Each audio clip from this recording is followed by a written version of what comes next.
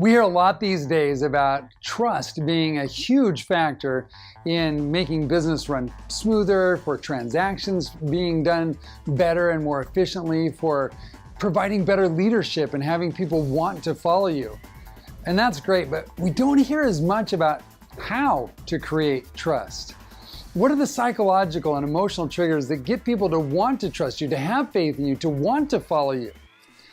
In the next few minutes, I'm going to show you exactly what you need to do to create instant trust, instant rapport with those that you lead, with those that you do business with.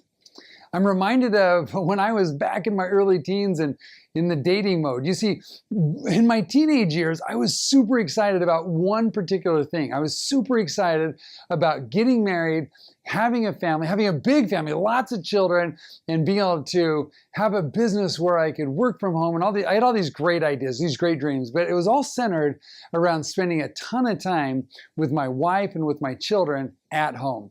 And I remember in my early 20s, I'm driving down this road and my girlfriend is sitting in this car next to me, and we were pretty serious. We had talked a lot about potential marriage and family and all these kinds of things. And I shared with her this dream, this vision that I had of being a daddy and being a great husband and spending a ton of time with my family and being able to work from home and all these great ideals that I had.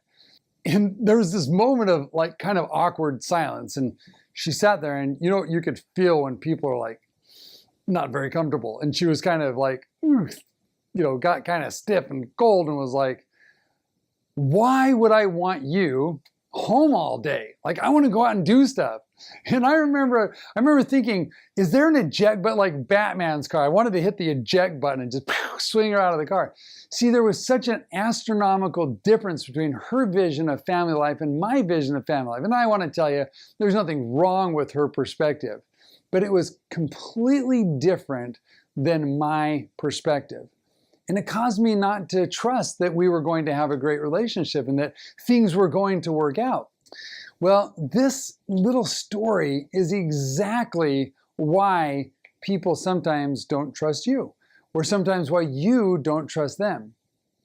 I'm sure you've been in a situation where you've been like, oh, I'm really relating to this person, I'm liking them, and then they say something and you realize your worldview, your perspective, your priorities, the things that make you feel safe or powerful or happy or alive or all those kind of things are completely different than this other person. And in that moment, there's a breach of trust to some degree.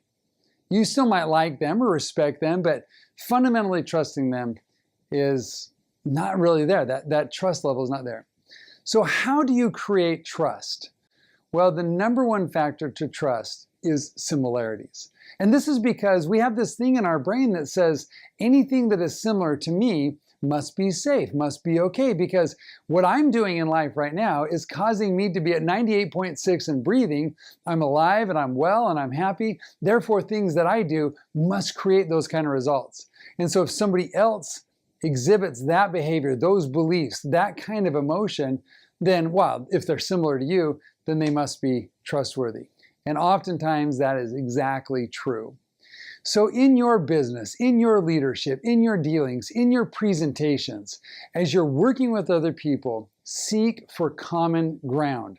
Seek for similarities. Seek to have something in common with them. We do this all the time.